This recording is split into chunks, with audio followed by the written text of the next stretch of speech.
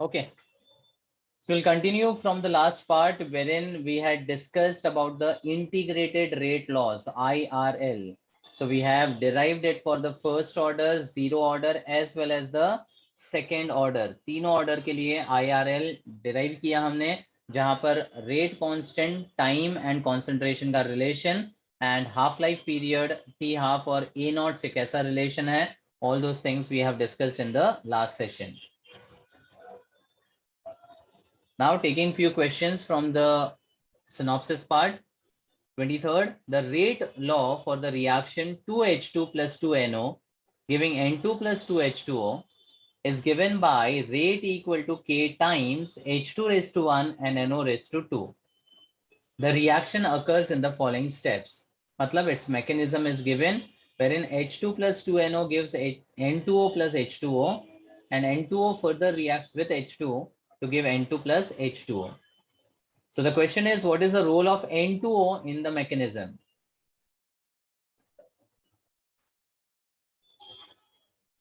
Intermediate. Intermediate. Because N2O is a substance which is first getting produced and getting consumed in the consecutive step. That is the definition of intermediate. And identify the slow step.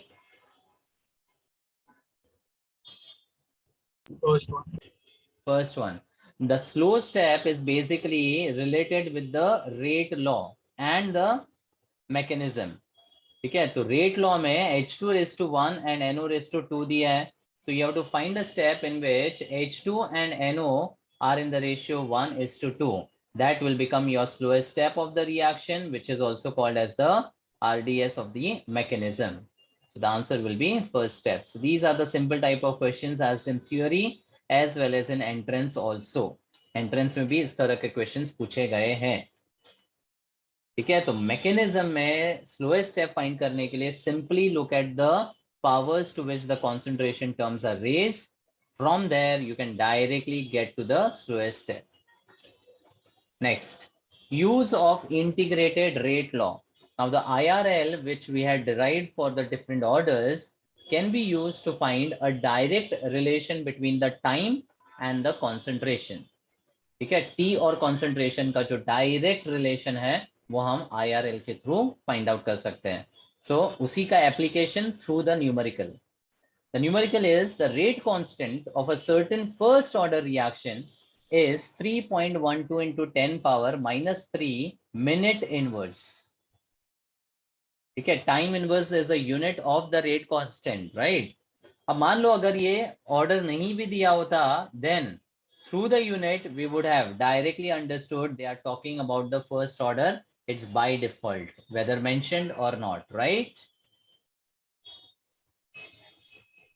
Also you need to take care about the units. यहाँ पर minute inverse है, तो अगर कहीं पे time seconds, hours, days ऐसा कुछ दिया है तो कन्वर्जन ध्यान रखना.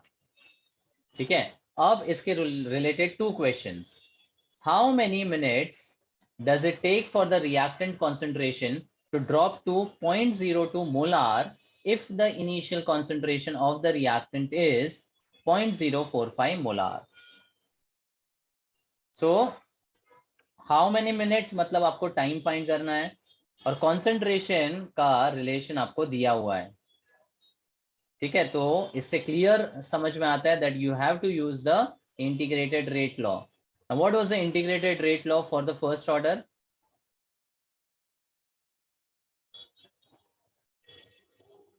What was the formula we derived? is equal to A naught e raised to minus 3. हाँ, सॉल्विंग के टाइम हम कभी भी एक्सपोनेंशियल टर्म नहीं लिखेंगे ना. Solving is always through the logarithm form. Logarithm form बताओ. 4.3035 K.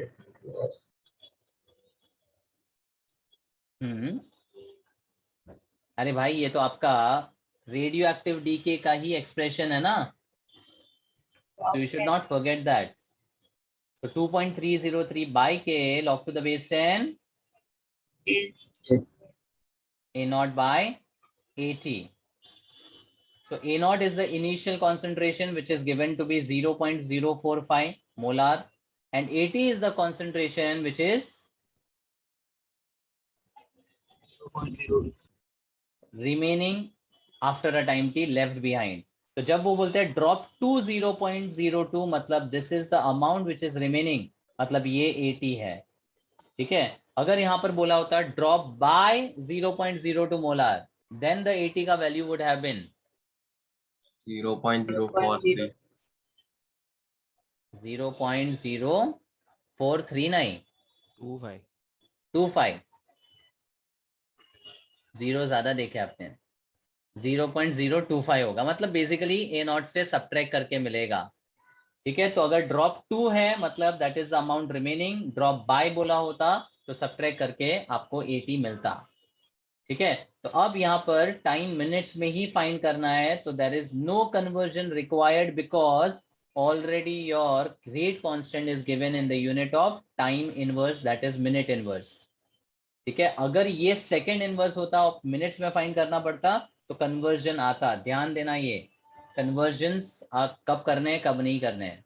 ठीक है. तो यहाँ पर I just substitute now 2.303 upon 3.12 into 10⁻³ into log to the base 10 0.045. यार अदर स्टैंडर्ड नोटेशन में ऑलवेज बेटर होता है 4.5 इंटू 10⁻² अपॉन 2 इंटू 10⁻². ये तो निकल गया. Now how do you solve this ratio log का without using log table? Log 4.5/2.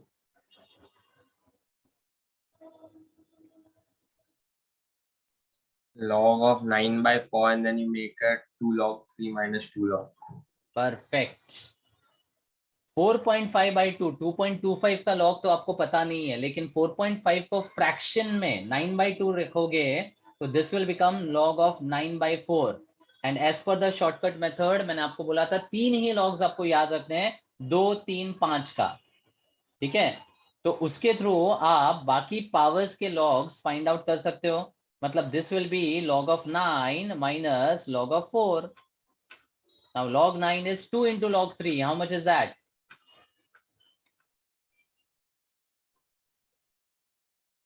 log 3 कितना है? 0.4. 0.48. log 3 is 0.4. 3 ही log बोला है मैंने याद रखने के लिए, उससे आप पूरा log एंटी लॉग सॉल्व कर सकते हो. सिर्फ 3 तो याद रखो.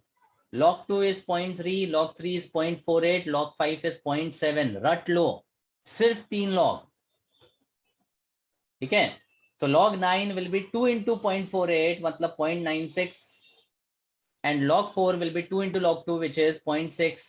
सब्ट्रैक्ट कर लो 0.36. As good as accurate value मिला है log 2.25 का आपको.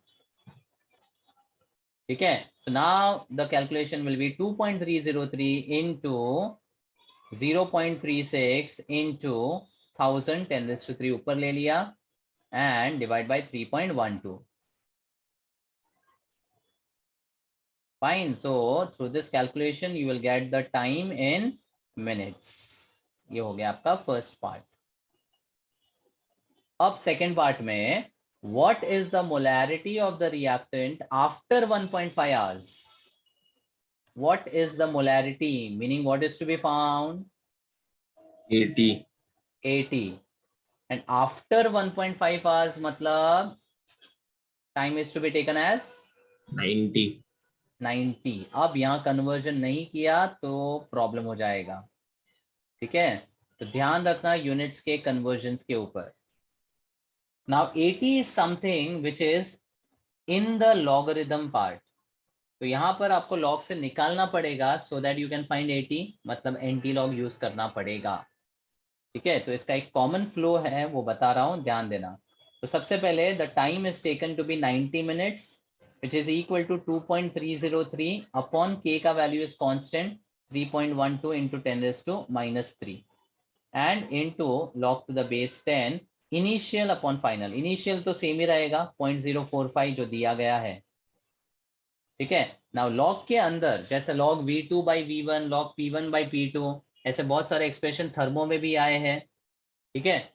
लॉग के अंदर अगर कोई भी टर्म आपको फाइंड करना है तो पहले उस लॉग टर्म को एक तरफ ले लो on the left hand side and rest everything push it on the other side. मतलब 90 into 3.12 into 10⁻³ अपॉन 2.303। अब इसको सॉल्व करने पर आपको मिलता है 0.1219, ये मिलेगा। ठीक है, अप्रोक्सीमेशन करोगे तो 0.12 के आसपास भी मिलेगा, दैट्स ओके, कोई प्रॉब्लम नहीं है। अब नेक्स्ट स्टेप में आपको AT ढूंढना है, तो A0/AT का ratio would be equal to anti-log of the value on the right 0.1219। अब मुझे बताओ anti-log of 0.1219 will be approximately how much?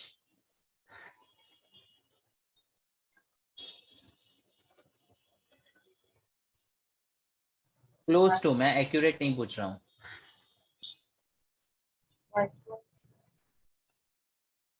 1 point something, क्योंकि log of 1 is 0 and log of 2 is 0.3. So anti-log of 0 is 1, anti-log of 0.3 is 2, right? Yes, sir. And this value 0.1219 is between 0 and 0.3. मतलब जो आपका answer है वो 1 और 2 के बीच में होना चाहिए। अब 0.1219, is it closer to this value or 0.3 value? Is it closer to 0 or 0.3? 0.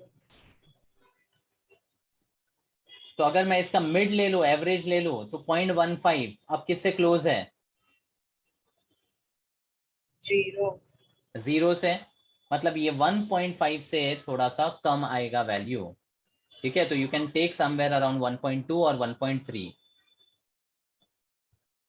ठीक है, मतलब 0.1219 का जो एंटीलॉग है दैट विल बी समवेयर 1.2 या 1.3। ठीक है, ये आप अप्रोक्सीमेशन ही कर सकते हो, there is no way to accurate this. तो फाइनली आपका AT का answer will be equal to A0 upon 1.2 ले लेते हैं। ठीक है, तो ये हो जाएगा 4.5 इंटू 10⁻² डिवाइड बाई 1.2। आप सॉल्व करोगे तो समवेयर 2 पॉइंट समथिंग समथिंग आएगा, मतलब ऑप्शंस में you can find the answer as 0.02 and they will be not so very close. ऐसा नहीं कि 0.02, 0.025, 0.028 ऐसा दिया रहेगा, ऐसे ऑप्शंस नहीं होंगे, so don't worry about that. ठीक है, तो approximately the answer will B 0.02 something something molar, खत्म। So 0.03. right? सॉरी, अरे हाँ सॉरी 3 के आसपास, 3 पॉइंट समथिंग, सॉरी। ठीक है, so these are the two important types of numericals which could be asked as MCQs also, जहां पर सब कुछ दिया on the right and you are supposed to find time, या फिर टाइम दिया होगा k फाइंड करना है, या फिर बाकी सब दिया है और AT फाइंड करना है। 3 तरह के ही कैलकुलेशंस या न्यूमेरिकल्स फर्स्ट ऑर्डर के रिलेटेड आ सकता है। ठीक है, अब कई बार ना रेट कांस्टेंट नहीं दिया जाता है बट उसकी जगह हाफ लाइफ दिया जाता है, तो what will you do for first order? Half-life is equal to L by that is 0.693 by k। तो k मिल जाएगा using the formula 0.693 upon t half, और वो k फिर यहाँ पर सब्सटीट्यूट कर सकते हो, तो वहां पर t हाफ का फॉर्मूला यूज हो जाएगा। ठीक है, जनरली न्यूमेरिकल्स फर्स्ट ऑर्डर के ही आते हैं, zero order and second order are very rare. Important आपका फर्स्ट ऑर्डर ही है। Next, the following results were obtained in the decomposition of peroxide in Ki solution at 30 degree Celsius। तो कुछ experimental results आपको यहाँ पर दिया है, जहां पर time in seconds versus volume of oxygen collected in cm³ is given. 100 seconds में 7.3 cm³ ऑक्सीजन कलेक्ट हुआ, 200 में इंक्रीज हुआ, 300 में और बढ़ा, और इनफाइनाइट टाइम पे it is 65। Question is, show that the reaction is first order and calculate the rate constant of the reaction। आपको प्रूव करना है कि ये रिएक्शन फर्स्ट ऑर्डर का है। Now we know that peroxide का decomposition follows a first order kinetics, किया है ना वो टेबुलर फॉर्म में, मैकेनिज्म भी बताया हुआ है, राइट? अरे हाँ कि नहीं? Peroxide decomposes to water and oxygen, and the rate law was written as K into H2O2 raised to 1. It follows the first order kinetics. ठीक है? अब generally when we write the rate law, it's a relation between the rate and concentration. So ये जो concentration हम लेते हैं, this is of what species? reactant. Concentration of the reactants. Product के relation में हम कभी भी रेट लॉ नहीं लिखते हैं, that is first thing, right? अब यहां पर डेटा में ऑक्सीजन का वॉल्यूम आपको दिया हुआ है, तो by some method I need to relate this volume of oxygen to the amount of the peroxide. अब इनफाइनाइट टाइम का मतलब क्या?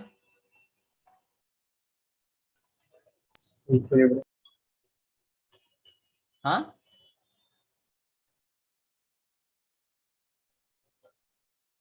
इनफाइनाइट टाइम ऑक्सीजन कलेक्ट हुआ 65, मतलब क्या हुआ? O2 is consumed. The O2 is, All H2O2 is consumed. हाँ, all peroxide is consumed, मतलब reaction is now Over. Over.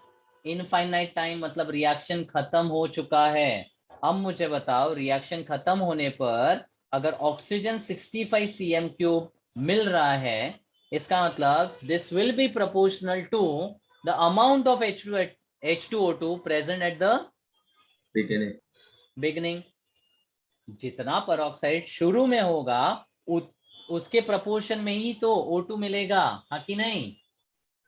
Yes, sir.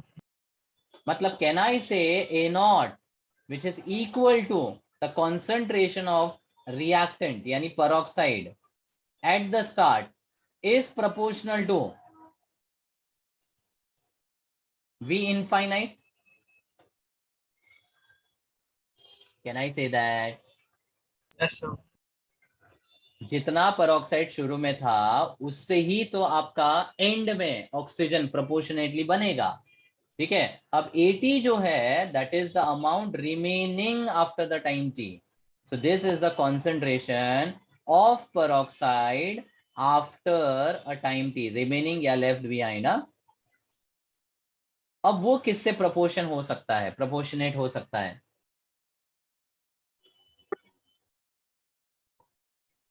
अगर मुझे 100 सेकेंड्स पे पता करना है how much is the peroxide remaining, तो K.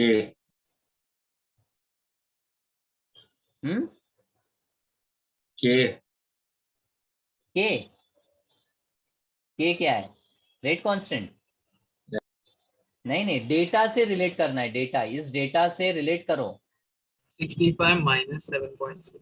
हाँ, 65 पूरे रिएक्शन के बाद है, 7.3 सेकेंड्स के बाद बना है, तो उसका difference will give you the amount which is remaining, right?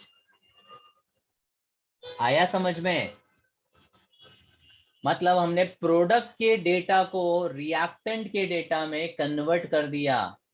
अब once you have the data with regards to reactant, you can now write the IRL, modified IRL I can say. So can I say AT, the concentration after a time T, is proportional to V infinite minus VT. T is the time instant, 100, 200, 300. समझा? Yes, sir. So now for the first order, K will be equal to 2.303 upon T into log to the base 10 initial upon final. अब initial V infinity से proportion में है और final V infinity minus VT से proportion में है. आ गया एक नया रेशियो. सो अगर मुझे K 100 सेकेंड पे फाइंड करना है तो I will substitute 2.303 by 100 into log to the base 10 65 upon 65 minus 7.3.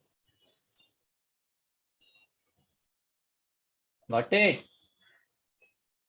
Yes, sir. Yes, sir. ठीक है, तो जैसे आपने K 100 पे फाइंड किया ना, वैसे K 200 सेकेंड्स के लिए भी फाइंड करो, K 300 के लिए भी फाइंड करो.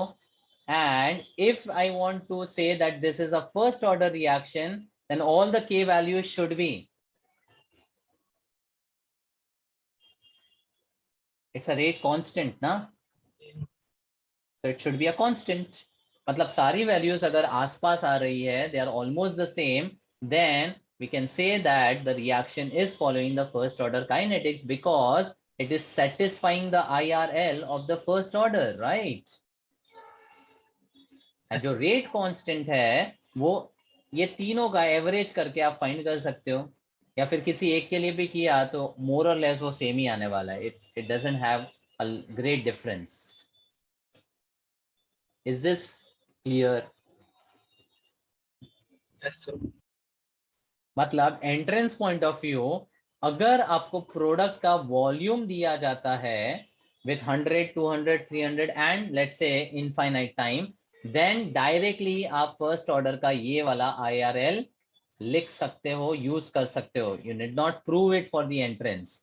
थ्योरी के लिए ये दो स्टेटमेंट्स लिखने पड़ेंगे, बट एंट्रेंस में कोई जरूरत नहीं है. डायरेक्टली एक नया फॉर्मूला आपके सामने है, यूज कर लो, substitute the values and get it. अब नेक्स्ट वेरिएशन, वॉल्यूम हो गया, अब प्रेशर वाला variation. From the following data the decomposition of azo isopropane. Now azo compounds तो सबको पता ही है, it's compound having n double bond n linkage. And when we say azo benzene, मतलब आजू बाजू फिनाइल ग्रुप लगा देते हैं. तो जब azo आइसोप्रोपेन होगा यानी आजू बाजू आइसोप्रोपाइल लगा दो. And that's what the formula is. You can observe isopropyl आजू और बाजू, right? Yes, sir. अब अजो कंपाउंड्स बहुत ही इजीली डीकम्पोज हो जाते हैं and it immediately liberates Gas. N2 gas. Well known concept है, अजो कपलिंग रिएक्शन में बताया हुआ है. एंड प्रोपाइल प्रोपाइल कपल हो जाते हैं to give you n hexane C6H14, not n hexane, sorry, it will be 2,3 dimethyl butane, मतलब हेक्सेन वाला कंपाउंड आएगा. ठीक है, तो ये था रिएक्शन. अब estimate the rate of the reaction when total pressure is 0.75 atmosphere.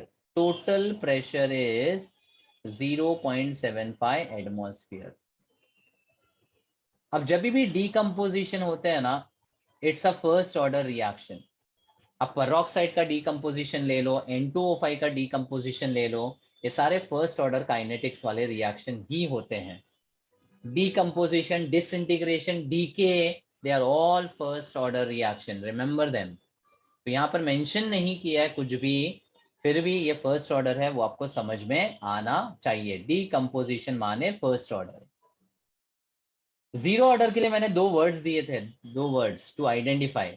What were they?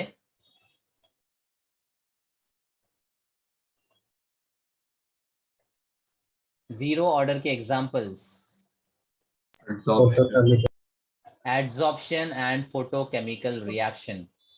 Adsorption वाले और फोटोकेमिकल यूवी वाले जो भी रिएक्शंस है वो रेडिकल मैकेनिज्म के थ्रू होते हैं, and that is why they are zero order reactions. Remember that. And decomposition is a first order kinetics. Fine. अब आपको टोटल प्रेशर दिया है, तो टोटल प्रेशर मतलब क्या होता है?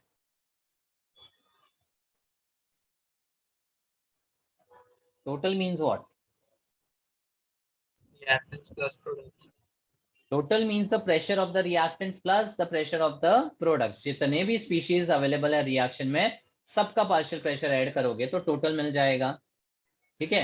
अब केमिकल इक्विलिब्रियम में हमने पार्शियल प्रेशर का एक फंडा यूज किया था, पूरा केमिकल इक्विलिब्रियम का फंडा यूज करेंगे. So at time t equal to 0, let's say the partial pressure of the reactant initially is pi. I मतलब initial. So what will be the products का partial pressure at the start? 0. शून्य, 0. अब after a time t, let's say the partial pressure of the product is x. तो अगर मैं N2 का partial pressure X ले लेता हूं तो हेक्सेन का X. Px होगा and the reactant will Pi minus X. have the partial pressure Pi minus X, है ना, आइस टेबल जैसा ही फंडा है, right.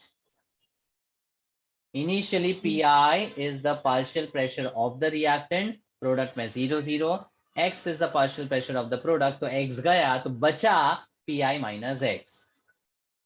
Now tell me, this initial partial pressure of the reactant is proportional to what term in our first order integrated rate law?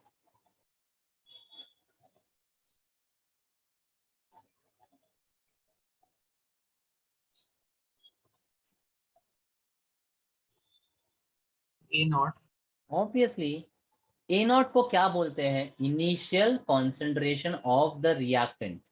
So whenever it's a ratio, चाहे वो concentration का ratio लो, volume का ratio लो, pressure का ratio लो, फर्क नहीं पड़ता है, आपका rate constant fix ही रहने वाला है।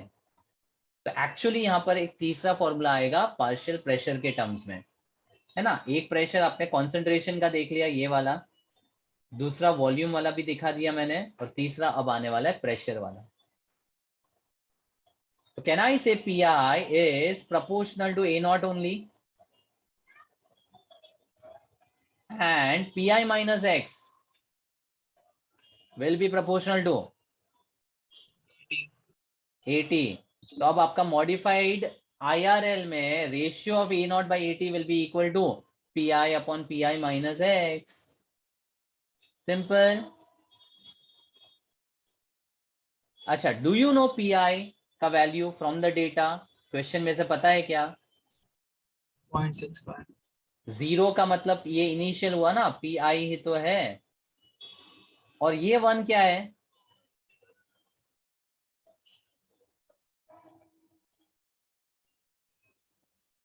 This is the total pressure, total. हाँ,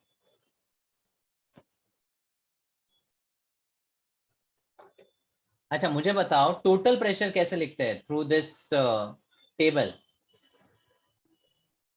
Pi plus X. It's simply the partial pressures of all the reactants and the product, Pi minus X plus X plus X, XX हो जाएगा and Pi plus X बचेगा। अब इसमें से मुझे X पता नहीं है, X तो मैंने अज्यूम किया है, दिस इज सम अननोन जो मुझे नहीं पता, तो इस अननोन को आप नोन वेरिएबल्स में कन्वर्ट कर दो, यानी PT माइनस Pi बराबर, Yes. बोलो। एंड फिर अपना Pi माइनस X में से X को रीसब्स्टिट्यूट करो, यानी PT माइनस Pi। अब माइनस माइनस प्लस हो जाएगा, तो ये हो रहा है 2Pi माइनस P टोटल, और यही तो आपका proportional to A naught sorry AT है, राइट। तो मुझे Pi और PT तो दोनों डेटा में दिया है ना, अब मैंने X को बेसिकली PT में कन्वर्ट कर दिया, समझा? अरे यस और नो? Yes, sir. Yes. अब अपना मॉडिफाइड IRL कैसे लिखेंगे? Help me with that for the first order. K is equal to,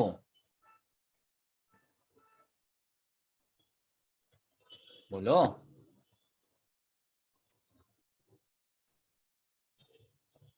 first order का IRL बोलो कैसे लिखते हैं?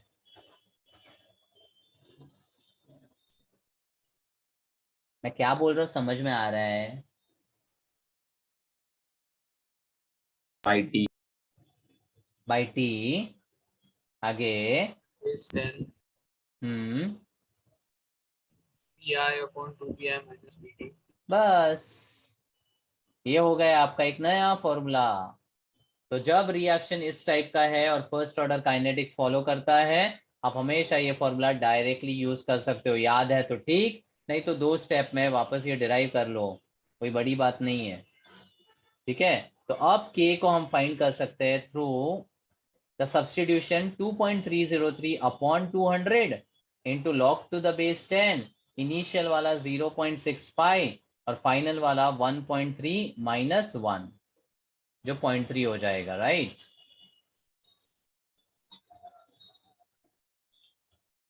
तो you will get the rate constant का value in the unit of second inverse. ठीक है, अब क्वेश्चन में वापस देखो, were you asked the rate constant to be estimated? क्या पूछा है आपको? Rate of the reaction, rate constant नहीं पूछा है। तो ये तो रेट कांस्टेंट मैंने फाइंड किया। How do I get the rate for a first order?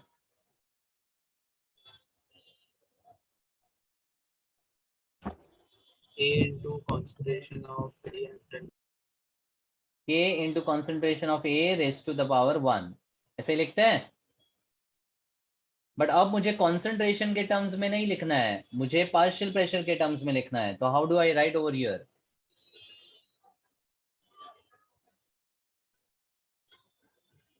Rate equal to के में A is that concentration which is remaining after time t, यानी AT के बराबर होता है। यहां पर मेरा AT किसके बराबर है इन terms of pressure?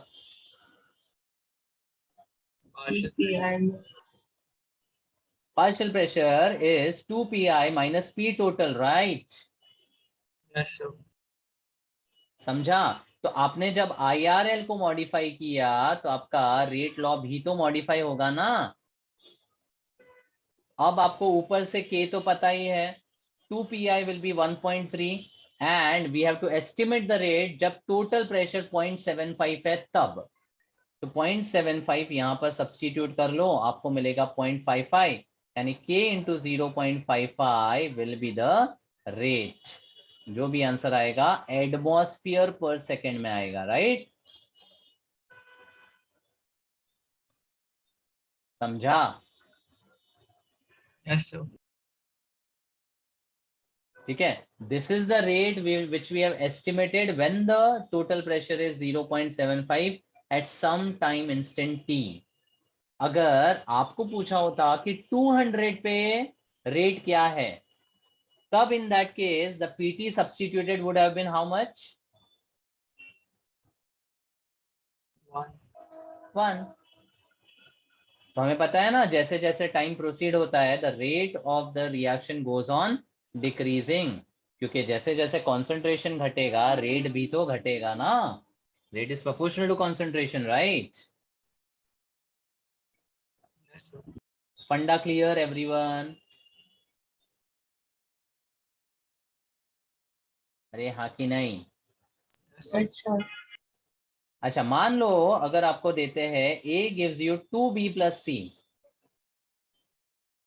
can you use the same formula in terms of partial pressure for this hypothetical reaction?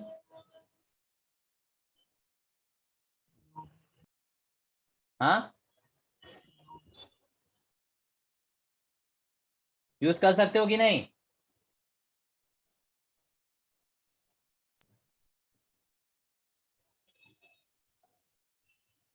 ये वाला जो रिएक्शन यहाँ पर है, is this of the type A giving you 2B plus C? No. नहीं, मतलब यहां पर आपको वापस ये डिराइव करना पड़ेगा जिसमें यहाँ 2x x और -x आएगा। तो आपका टोटल प्रेशर के टर्म्स में x का वैल्यू चेंज होगा कि नहीं होगा? Yes, sir. मतलब हर बार ये यूज नहीं कर सकते। आप कब यूज कर पाओगे? whenever a hypothetical reaction of the type A gives you B plus C 1:1:1 के रेशियो में है, तो ही आप ये फॉर्मूला डायरेक्ट यूज करोगे, वरना आप डायरेक्ट यूज नहीं कर पाओगे। खाली एक छोटा सा वापस डेरिवेशन करना पड़ेगा, as good as ice table बनाकर आपको टोटल प्रेशर के टर्म्स में लाना पड़ेगा एक्स को, और कुछ नहीं करना है। समझा? Yes, sir. Perfect. So this completes 3 variations of solving the integrated rate law numericals of first order reactions. Now coming to the next concept. So 2 more types of reactions are important for us to study kinetically.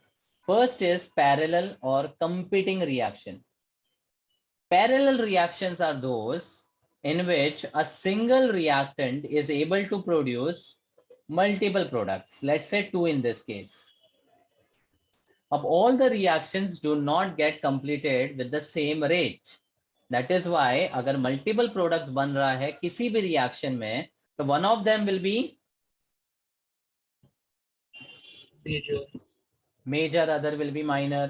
तो organic में हमने कितने सारे reactions किए हैं जहां पर एक ही रिएक्टेंट के थ्रू मल्टीपल प्रोडक्ट्स आए हैं, और उसमें हमने मेजर और माइनर का परसेंटेजेस फाइंड किया है कि नहीं? yes sir, ठीक है, तो वही फंडा काइनेटिकली हम समझ रहे हैं यहाँ पर. बेस्ट एग्जांपल देता हूं, dehydration of butane two all. Dehydration of butane two all, acid catalysed dehydration क्या देता है? but1 and but2. ब्यूट 1 in and ब्यूट 2 इन, जिसमें से मेजर कौन सा था? but2. ब्यूट 2 इन, और उसका रीजन था hyperconjugation, and the rule related was Saytzeff's rule. ठीक है, तो that is a simple example of a parallel reaction जहां पर butane two ol kinetically can give you but 2 ene as well as but 1 ene, जिसमें से major minor हम identify कर सकते हैं, right? So let's say A gives you the product B with the rate constant K1, and that same A gives you the product C with the rate constant K2. Now, had it been an independent reaction, let's say A to B with the rate constant K1, how would you write the rate law, considering this to be an elementary reaction? Rate law कैसे लिखते? K1 into concentration of A raised to 1. Superb. The rate law could be written as rate equals to K1 into concentration of A raised to the power 1. Similarly, अगर A to C kinetically K2 के through जा रहा है तो क्या लिखते हैं?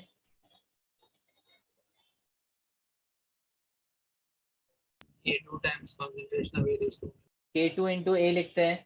अब ये दोनों रिएक्शन पैरेलली हो रहे हैं, एक दूसरे के साथ कंपीट कर रहे हैं, तो हम क्या करेंगे? दोनों रेट लॉस को ऐड कर देंगे to get the actual rate.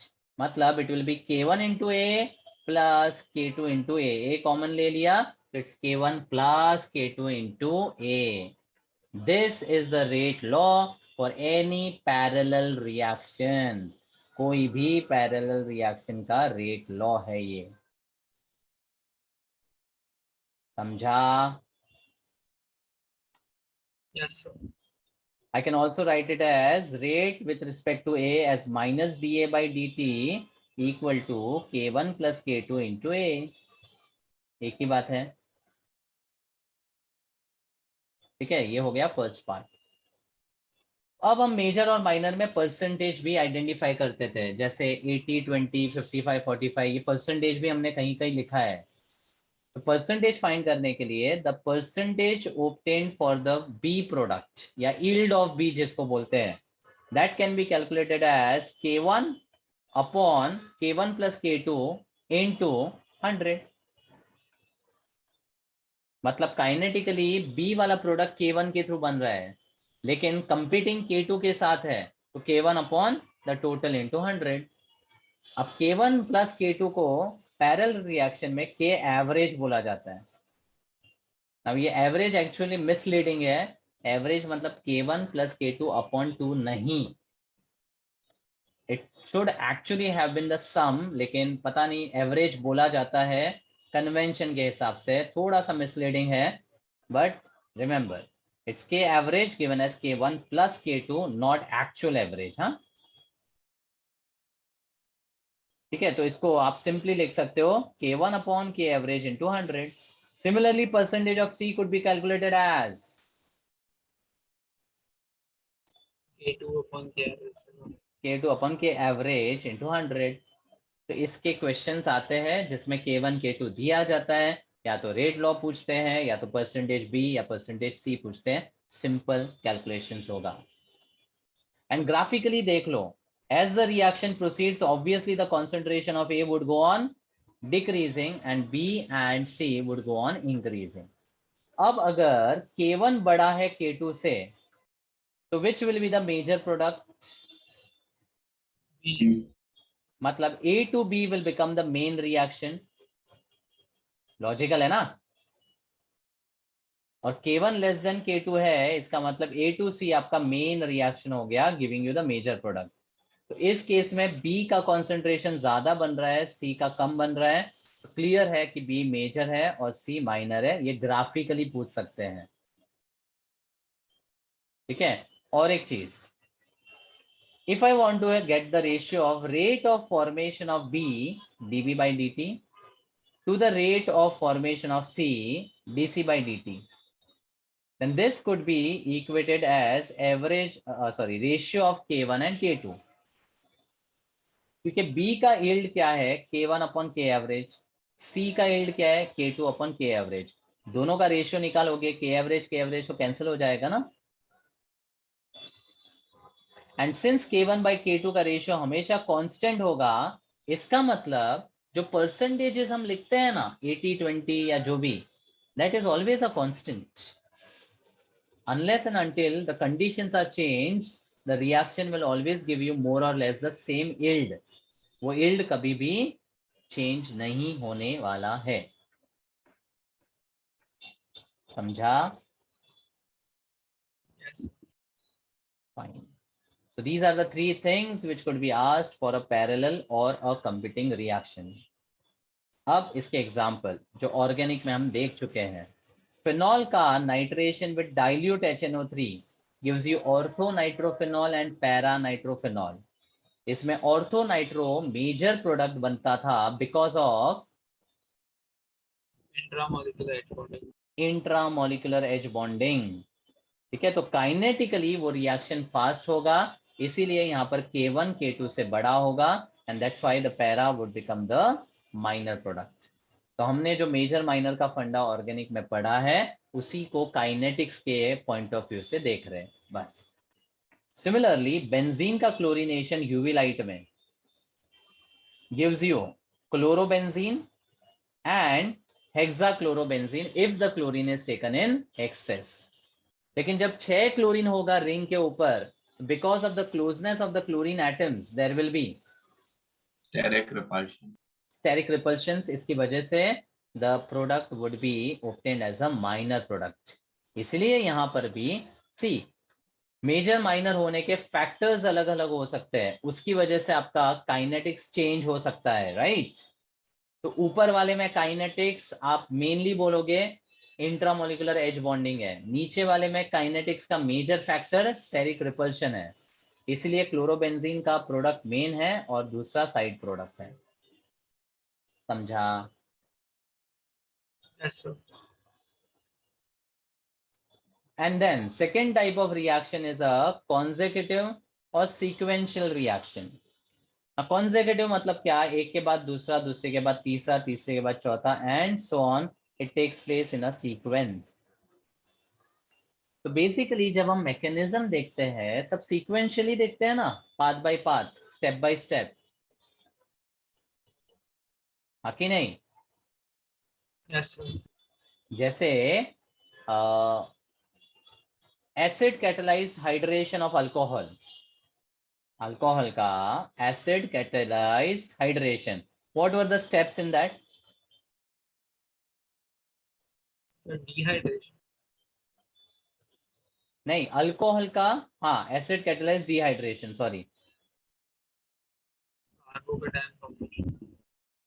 तो पहले प्रोटोनेशन होता है, पानी निकलता है, कार्बोकैटायन बनता है, और फिर कार्बोकैटायन का रीअरेंजमेंट इफ एप्लीकेबल वो करते हैं, और फिर डीप्रोटोनेट करके फाइनली अल्कीन बनाते हैं, है ना। तो उसमें the alcohol gets converted into carbocation, carbocation gets converted into the alkene। this was the sequence। ठीक है। अब for this sequential reaction, let's say the rate constant for A to B is K1 and B to C is K2। अगर मैं सिर्फ first step को देखूं, how would I write the rate law with respect to A? what would be minus dA by dt given as? K1 into concentration of A. It's simply the rate constant times the concentration of the reactant। हमेशा rate law में याद रखना, it's proportional to concentration of the reactant। और C की अगर बात करूं dc/dt तो क्या लिखोगे?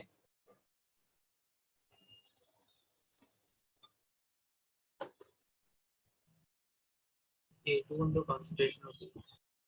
K2 into B। ठीक है, A और C में प्रॉब्लम नहीं है। अब जो आपका इंटरमीडिएट है ना dB/dt, उसका जो रेट है, ठीक है, that is something which is getting formed in the overall reaction. बाद में कंज्यूम हो रहा है, दैट्स ओके, बट पहले फॉर्म हो रहा है, इसलिए इसको हम प्लस से इंडिकेट करते हैं। C is obviously the product, तो प्लस ही होगा। ठीक है, अब अगर A to B में देखो तो B इज द रिएक्टेंट, और B to C के टाइम पे देखो तो B is getting consumed, meaning B is the reactant. Yes और नो? Yes, sir. इसीलिए इसका जो रेट है that's written as K1 times A minus K2 times B। मतलब कोई भी इंटरमीडिएट के लिए अगर आपको रेट लिखना है, व्हाट वी डू इज उसके पहले का rate constant into the concentration of the reactant A minus उसके बाद का rate constant into the concentration of that species itself. और ये लॉजिकल है क्योंकि A to B में A रिएक्टेंट है, B to C में B रिएक्टेंट है, और क्योंकि B पहले बन रहा है फिर कंज्यूम हो रहा है, तो उसका overall rate is the difference of K1A minus K2B। समझा? Yes, sir. तो कॉन्सेक्यूटिव या सीक्वेंशियल रिएक्शन में सिंपली आपको इस टाइप के क्वेश्चंस पूछते हैं कि what is the rate with respect to B और A और C, बस, कोई न्यूमेरिकल्स वगैरह नहीं है। समझ गए आपको? Sure. Now coming to the next important part of the chapter, that is collision theory and activation energy. Collision theory and activation energy. अब ये theory आया ही क्यों? सबसे पहले before the time activation energy का कॉन्सेप्ट वाज इंट्रोड्यूस्ड, जब तक activation energy के बारे में कोई आइडिया नहीं था, तब ऐसा सोचा जाता था कि जो रेट है रिएक्शन का स्पीड, वो डायरेक्टली प्रोपोर्शनल करता है, डायरेक्ट डिपेंड करता है on the number of collisions taking place between the reacting molecules. मतलब जब भी कोई रिएक्शन होता है देयर आर कोलिजन्स, तो पहले ऐसा बोला जाता था जितने कोलिजन्स होंगे उतना ज्यादा एनर्जी क्रिएट होगा और उतना फास्टर रिएक्शन होगा। ठीक है, बाद में मैथमेटिकली कोलिजन्स को कैलकुलेट किया गया और एक्चुअल रेट को भी कैलकुलेट किया गया। It was found that there was a huge difference between the number of collisions which are happening and the actual rate which is actually experimentally observed. यानी अगर 100 कोलिजन्स हो रहे हैं ना, तो रेट जो है वो 100 कोलिजन्स के ऊपर डिपेंड कर ही नहीं रहा था, वो सिर्फ 10 कोलिजन्स के ऊपर डिपेंड कर रहा था। अब ऐसा क्यों? Why it is not dependent on all the collisions? That we can understand from the EPD, which we have already discussed in the SN mechanism. What is EPD? Energy profile diagram. Energy profile diagram, which was a graph of graph of potential energy versus the progress of reaction. तो initially reactants का कुछ amount of energy stored form में potential energy के form में होगा। ठीक है, अब एक्चुअली जब कोलिजन्स होते हैं तो व्हाट हैपेंस?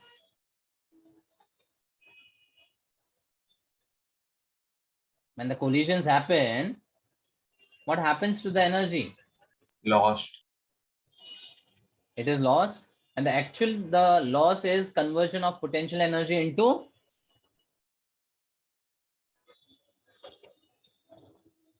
अरे collisions होगा तो it will be converted into kinetic energy ना? अरे कि नहीं? Yes, sir. तो अब यहाँ पर सारे कोलिजन्स जो है ना वो प्रोडक्ट बनाने में सक्सेसफुल नहीं होते हैं, और ये चीज मैं बहुत बार बता चुका हूँ। Let's say there is a barrier of 5 feet and there are 2 feet kids who want to cross the barrier. So without any superpower involved, will they be able to cross the barrier? नहीं. आप इनको cross करवाने के लिए या तो इनकी energy बढ़ा दो या फिर बैरियर को छोटा कर दो. ठीक है, तो मान लो अगर मैं किसी प्रोसेस के थ्रू इस बैरियर को छोटा कर दूं, यानी 2 फीट का कर दूं, तो now this 2 feet kids will be able to cross the barrier and go on to the other side, right? Now what is this barrier actually called? Activation energy. मतलब जब तक रिएक्टेंट्स के पास एक्टिवेशन एनर्जी जितनी energy या उससे ज्यादा energy ना हो, तब तक वो प्रोडक्ट्स में कन्वर्ट नहीं हो सकते हैं. इसीलिए यहां पर हम कुछ इस तरह से ग्राफ बनाते थे कि नहीं. मतलब reactants require a minimum amount of energy called as activation energy to cross the barrier and form the product. मतलब R to P का conversion कभी होगा? Only when the reactant का molecules cross the activation energy barrier. समझा? Yes, sir. ये clear है? Yes, sir. तो इसीलिए हम बोलते हैं कि सारे के सारे कोलिजन सक्सेसफुल नहीं होते हैं. Only those collisions which have the energy equal or greater than the activation energy are successful. तो initially रेट को कोलिजन रेट बोला जाता था, ठीक है, लेकिन एक्सपेरिमेंटली ऑब्जर्व्ड रेट जो है वो कुछ और ही आता था. तो एक्सपेरिमेंटल या actual rate is not actually related with collision. तो अगर मैं collisions को Z लेता हूं, Z मतलब सारे collisions जो हो रहे हैं, तो उसके साथ मैं अब एक F मल्टीप्लाई कर देता हूं. What is this F? This F is the fraction of molecules, reactant molecules, whose energy is Greater what? than Equal or greater than the activation energy. Fraction of molecules having energy equal or greater than the activation energy. ठीक है, तो अब कुछ mathematical data से आपको बताता हूं कि मान लो हमने पहले सोचा कि यहाँ पर 100 मॉलिक्यूल्स है जो कोलाइड कर रहे हैं, तो कोलिजन रेट के हिसाब से the rate would be dependent on all the 100 collisions. But is this true practically? नहीं. अब ये 100 कोलिजन्स में से मान लो सिर्फ 20 कोलिजन सक्सेसफुल हुआ. मतलब Z अगर 100 है तो ये F जो फ्रैक्शन है वो 1/5 होना चाहिए, तब जाके आई विल गेट दिस 20. समझा? Yes. Getting it? Yes, sir. ठीक है, और रेट को हम कैसे एक्सप्रेस करते हैं? It's proportional to the rate constant into the concentration of the reactant. Let's say मैं एक रिएक्शन हाइपोथेटिकल ले रहा हूं, A plus B giving you product. तो अगर यहाँ पर ये एलिमेंट्री है तो A⁻1 और B⁻1, इस तरह से मैं पूरा रेट लॉ लिख सकता हूं. समझा? Yes, sir. अब प्रैक्टिकली ये देखा गया है कि रेट जो है ये 20 के ऊपर भी डिपेंड नहीं करता है, 20 से भी कम के ऊपर डिपेंड करता है. क्यों? बिकॉज जो मॉलिक्यूल्स होते हैं ना वो 3 डायमेंशन में अलग अलग ज्योमेट्रीज के साथ होते हैं. Like it can be a tetrahedral, square pyramidal और टी शेप, सीसॉ, कोई भी टाइप का ज्योमेट्री हो सकता है. तो अगर जो दो मॉलिक्यूल्स कोलाइड होने वाले हैं उनका ओरिएंटेशन प्रॉपर नहीं है, अरेंजमेंट प्रॉपर नहीं है, तो उनका कोलिजन सक्सेसफुल नहीं होगा. इसको समझने के लिए see this. I have a reaction of A to B reacted with a reactant AB, और ये रिएक्शन के थ्रू मुझे प्रोडक्ट चाहिए A2 एंड AB2. तो ये रिएक्शन होने के लिए I want that A और B का ये वाला bond should break and this B should bond with this AB का A, तब जाके मुझे इस तरह का bond formation मिलेगा, हाँ या नहीं? तो बॉन्ड का ब्रेकडाउन और बॉन्ड का फॉर्मेशन अगर प्रॉपर डायरेक्शन में ओरिएंटेड है तो ही उन कोलिशंस का कोई इफेक्ट होगा। मतलब अब ये दोनों मॉलिक्यूल्स एक दूसरे से कोलाइड करेंगे तो देखो ये वाला बॉन्ड टूटेगा और इन दोनों के बीच में बॉन्ड बनेगा। And now the collision will be successful, giving you the product. मतलब I can say the reactants are in a proper orientation. But मान लो अगर मैं ये रिएक्टेंट A to B को उल्टा कर दूं और अब इन दोनों के बीच में कोलिजन्स हो रहा है, ठीक है, तो क्या ये कोलिजन्स इफेक्टिव है to give me this product A2 and AB2? सोचो जरा।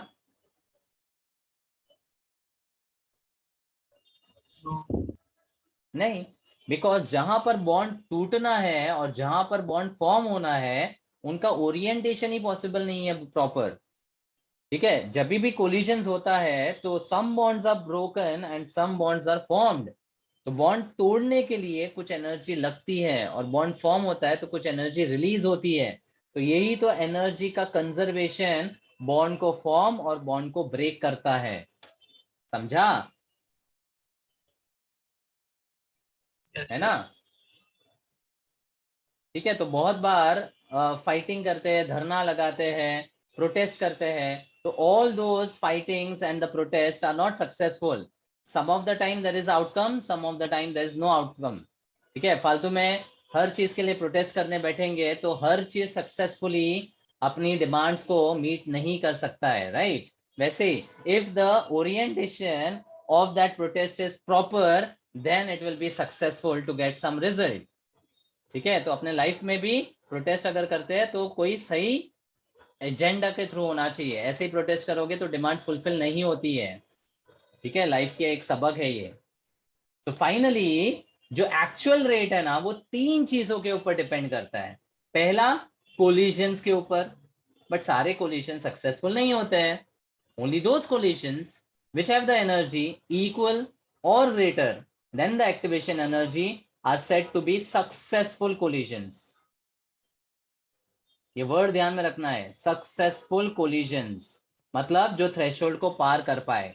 ऐसे रिएक्टेंट मॉलिक्यूल्स जिनका कोलिजन सक्सेसफुल होता है ना उनको बोलते हैं एक्टिवेटेड मॉलिक्यूल्स। क्या बोलते हैं?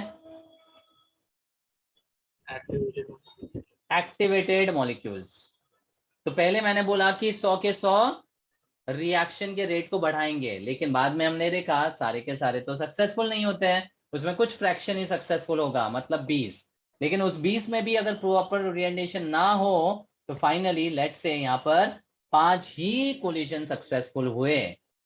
मतलब अब ये Z और F के साथ एक और फैक्टर आ गया P, where P is the molecules having P for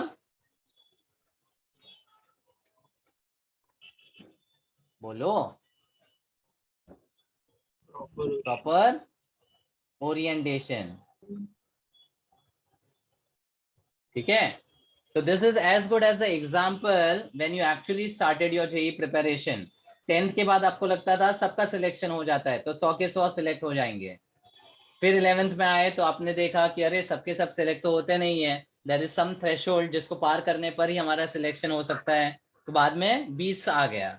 उसके बाद भी और कास्ट वास्ट सब मिलाकर अगर फैक्टर्स देखे तो आपको बाद में फाइनली रियलाइज हुआ कि 100 में से खाली 5 का सिलेक्शन होता है। तो जब तक आपने FZ फैक्टर नहीं होगा तब तक आप यहाँ पर नहीं पहुंचोगे। FZ फैक्टर समझता है ना अभी?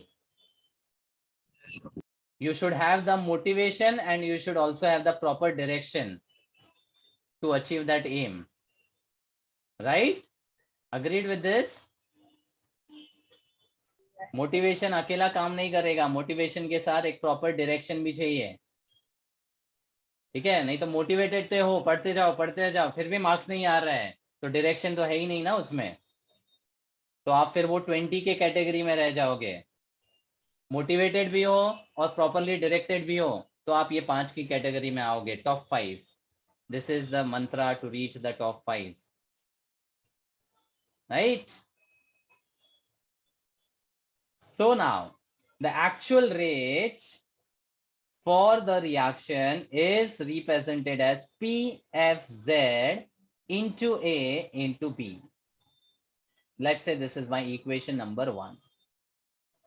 अब generally हम अब तक जो rate law लिख रहे थे वो कैसे लिखते थे? If this is an elementary reaction, how do I write the rate law? A into A raised to 1 B raised to 1. It's rate equal to K times A into B. मतलब यहां पर हम K लिखते हैं और यहां पर A into B लिखते हैं, राइट? अब कंपेयर करो दोनों रेट लॉस को, क्या समझ में आया? Equal to PFZ. मतलब 1 और 2 को कंपेयर करने पर आपको ये समझ में आता है कि जो रेट कांस्टेंट है ना वो 3 चीजों के ऊपर डिपेंड करता है। कोलिजन्स के ऊपर, fraction having the energy greater than or equal to EA, and the molecules having a proper orientation. K is equal to P into FZ. समझा? Yes, sir. Sir. अब kinetics के ऊपर there was a scientist named Arrhenius who was constantly working for understanding the rate constants and the different relation. तो Arrhenius scientist था जिसने वो F का relation find किया in terms of activation energy. So Arrhenius found out that this F is mathematically equal to E raised to minus EA by RT. In terms of activation energy, it's E raised to minus EA by RT. R is the gas constant, T is the absolute temperature.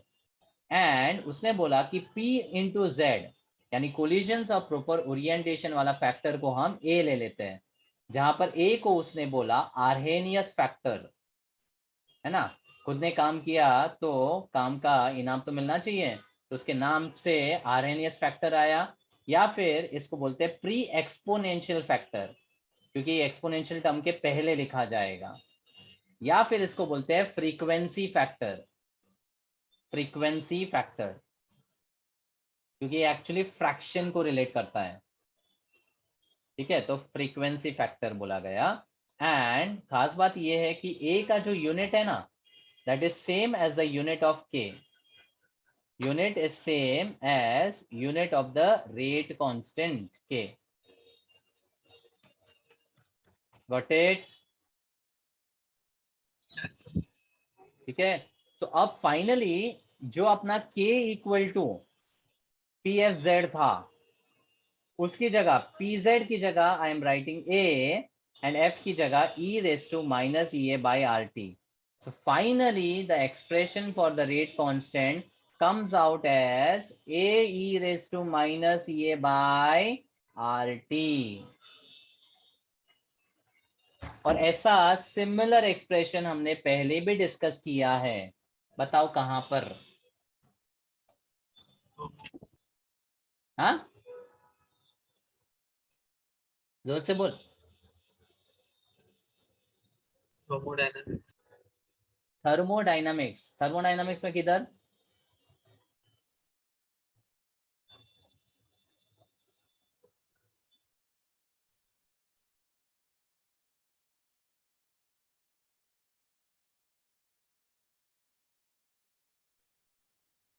Delta G nought equal to minus RT ln of K, ये तो एक था, लेकिन ऐसा expression मैं वहां पर बात नहीं कर रहा हूं।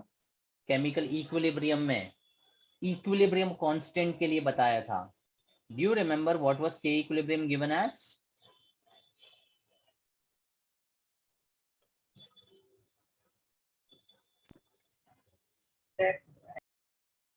Z E raised to minus delta H by RT। In fact इसको मैंने डिराइव भी किया था आपके लिए। K equilibrium actually is a ratio of what? AF by KB. KF/KB, और KF और KB क्या है, रेट कॉन्स्टेंट्स है। तो वहां पर मैंने लिखा था A e raised to minus EAF by RT upon A e raised to minus EAB by RT। फिर EA और EB का जो डिफरेंस है वही तो आपका क्या होता है, डेल्टा एच। हाँ, इंथाल्पी होता है थर्मोडायनामिक्स का। इक्विलिब्रियम, काइनेटिक्स, थर्मोडायनामिक्स तीनों relate. The difference of the activation energies for the forward and the backward is equal to the enthalpy। इसी से तो आया ना ये। अच्छा, यहां पर टेम्परेचर का रिलेशन के इक्विलिब्रियम के साथ कैसा था? Direct for endothermic. It was variable for the type of reaction depending on delta H. It was directly proportional for endothermic. endo and inverse for exo। समझा? तो ये चीज इक्विलिब्रियम में कर चुके हैं। अब come back to the rate constant expression. मुझे बताओ लॉजिकली, अगर मैं रिएक्शन का टेम्परेचर बढ़ाऊं तो रेट क्या होगा? विल इट इंक्रीज और डिक्रीज?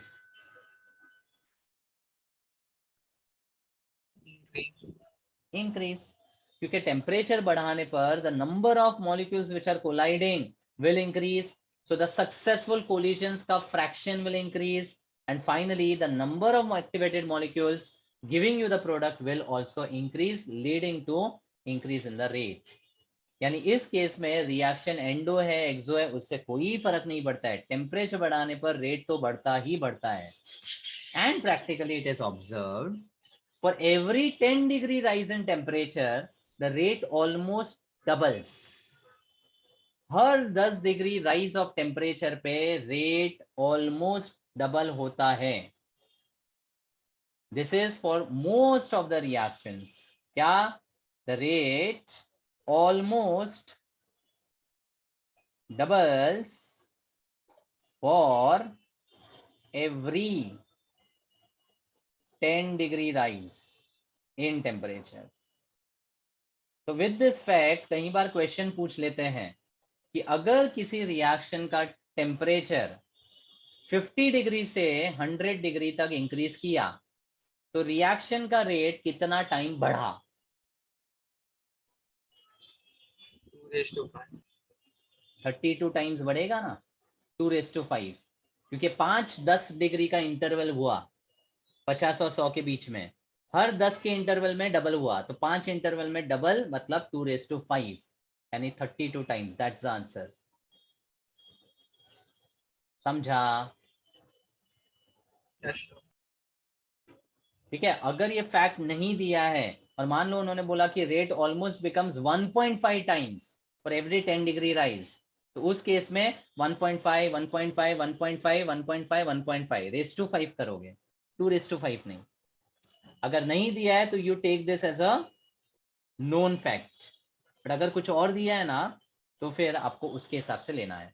उसको बोलते हैं रिएक्शन कोएफिशिएंट या टेम्परेचर कोएफिशिएंट, म्यू से इंडिकेट करते हैं।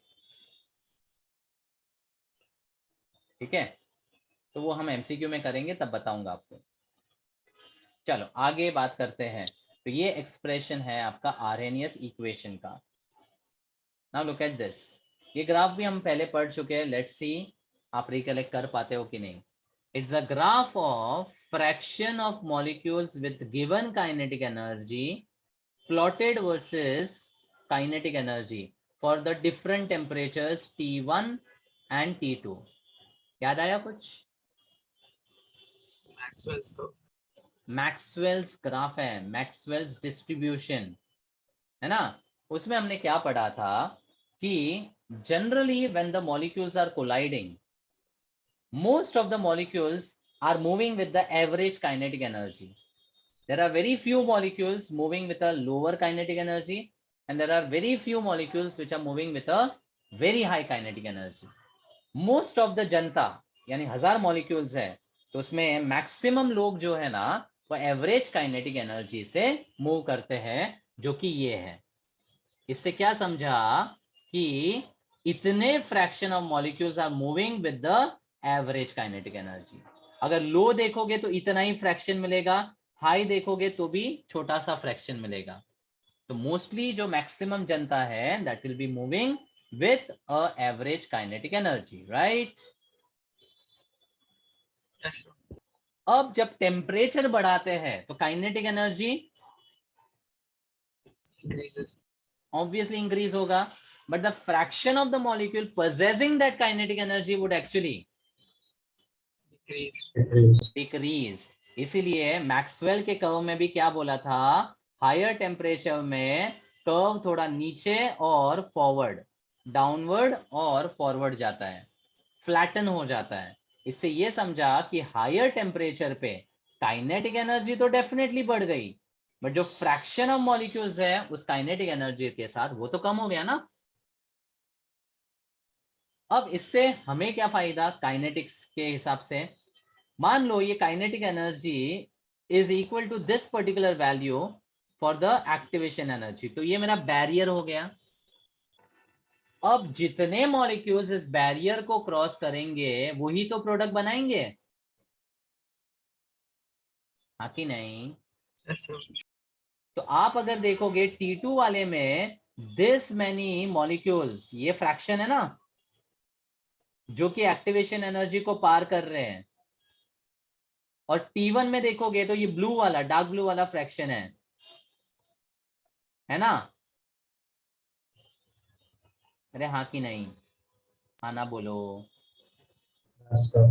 तो लोअर टेम्परेचर पे there are less number of activated molecules which are crossing the barrier. Temperature बढ़ाया, ज्यादा न मॉलिक्यूल्स एक्टिवेट हो रहा है। तो अगर हम पुश करते हैं, पेरेंट्स पुश करते हैं, तो जो 100 में से 5 आगे बढ़ रहे हैं वो अब 100 में से 7 भी हो सकते हैं ना। 2 जन बढ़ जाते हैं, हमारा पुश है, पेरेंट्स का पुश है, फ्रेंड्स का मोटिवेशन है, बहुत सारे फैक्टर्स होते हैं। तो that is a factor of temperature over here. सब रिलेटेड है रियल लाइफ से, very much correlated. So this graph is important to understand this particular area under the curve. आगे, coming back to the Arrhenius equation, which is given as K equals to AE raised to minus EA by RT.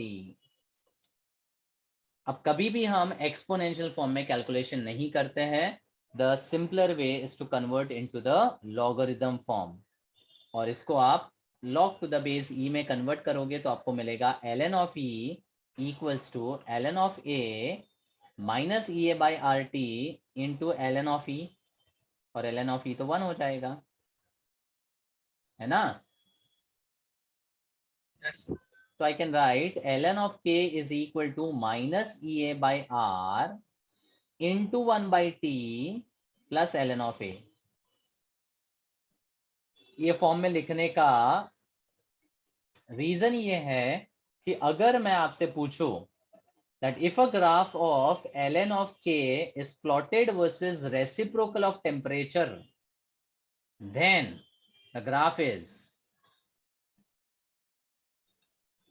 Straight straight line line. with a Negative slope. negative slope equal to Minus EA by R. minus EA by R, EA by R. Minus E A by R, perfect. और जो आपका intercept है वो ln of ए के बराबर होगा। तो again graphically अगर आपको बोलते हैं ln k versus 1 by T का ग्राफ प्लॉट किया और उसका स्लोप आया -5, बताओ ये क्या है, बताओ बताओ। Minus EA by R. मतलब 5 से इक्वेट करोगे तो 5 times R will become your E A का वैल्यू, खत्म। ऐसे पहले भी बताया था मैंने। अच्छा, अगर ln k की जगह log k to the base 10 बात करूं तो फिर स्लोप क्या आएगा,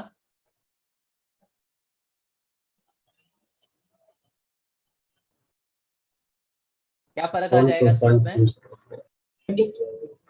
2.303 डिवाइड हो जाएगा, minus E A by 2.303 R आएगा। इसलिए ऐसे क्वेश्चंस में ध्यान रखना ln दिया है कि log टू द बेस 10 दिया है, क्योंकि स्लोप में फर्क आ जाएगा 2.303 का। Please take care of that. ये बहुत सिंपल क्वेश्चंस है, बट अगर आपने ध्यान नहीं दिया तो फिर ऐसे फालतू क्वेश्चंस में भी मार्क्स जा सकते हैं। ठीक है, तो बेसिकली यहाँ पर if I multiply this by 2.303, this becomes log k to the base 10 equal to minus EA by R into 1 by T plus 2.303 log of A to the base 10 Arrhenius factor। अब through out अगर 2.303 से divide कर लूं तो मुझे मिलता है log k to the base 10 equals to minus EA by 2.303 R। This is what I was talking about। Slope आया ना, into 1 by T plus log of A to the base 10। This is your logarithm form of the Arrhenius equation। Got it? Yes, sir.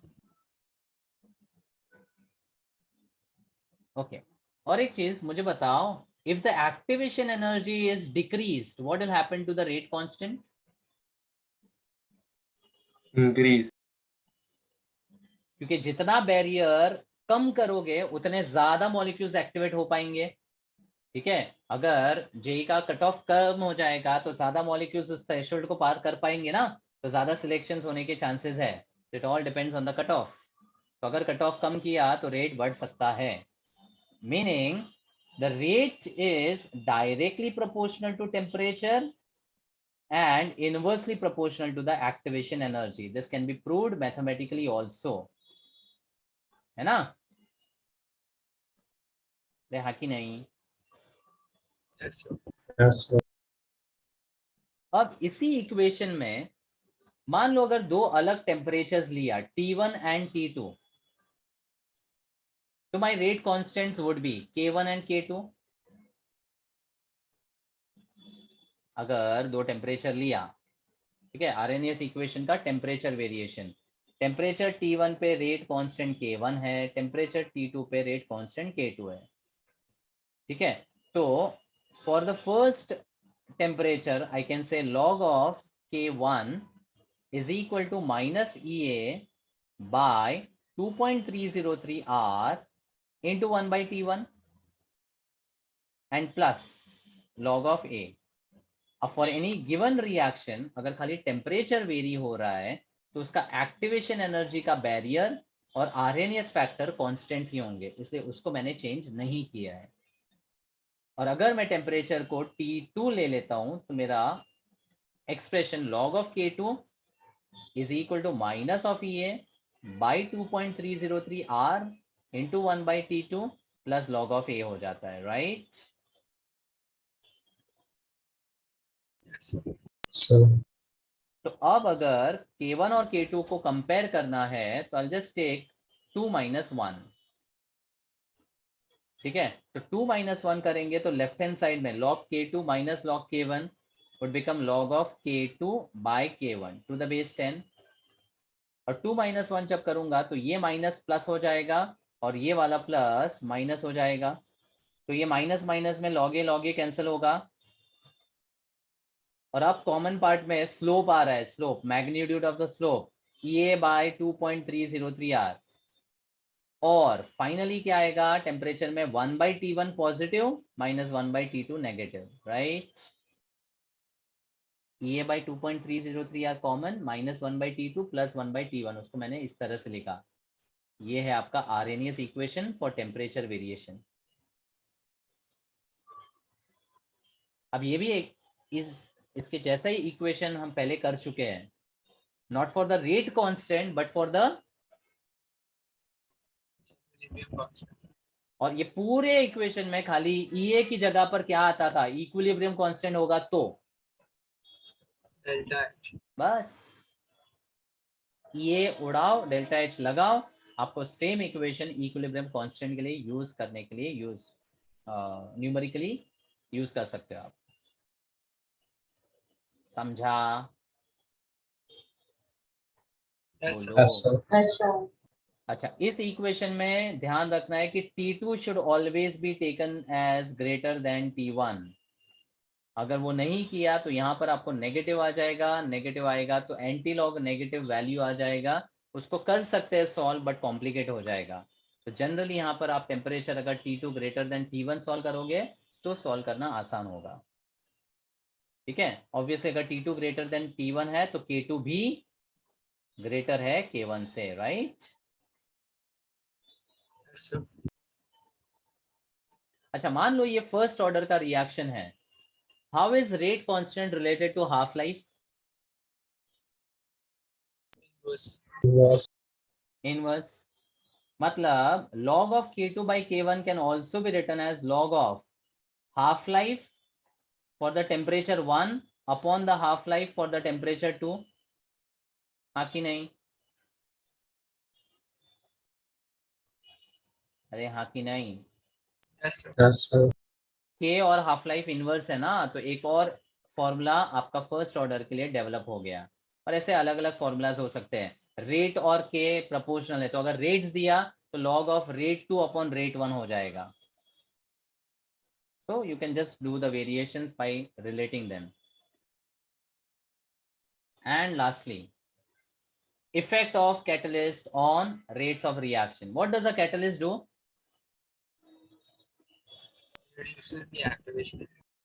It speeds up the reaction by decreasing the activation energy and forming some alternate path for the conversion of reactant to product.